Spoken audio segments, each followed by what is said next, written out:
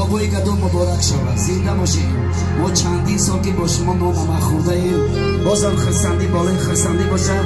خدا در این اولاد ریشه گوشه هیچ وقت روزی بر نباشد. زنده باشید. رجب علی جان کجادی؟ نسیما بیا رجب علی جان یک دقیقه. این مرده که بزرگ همتون میشناسین، بسیار مرد بزرگ است. 28 آگوست 2001 توی زنگیری همین آدم گذراندیم. همونجا نیت کرده بودیم که خدا رسول در توی پسرچش خدمت کنیم. امروز خدا راضی شد که در توی پسرچش خدمت کردیم. انشالله ما از خدا امید داریم که در توی نبیرش خدمت کنیم. برای بزرگی رجب علی جان یک کنسکی بر دوامی وحدت سیتی شود، مبارک شود. برای که رجب علی جان در شهر روسیه بودن، مسافر بودن. برای رجب علی جان یک سرود 1025 غریبی میخونیم. بعد برعکس بازی ما در خدمت شما سرودهای ما پایانداز شما. خوش آمدید ای بندگان خدا.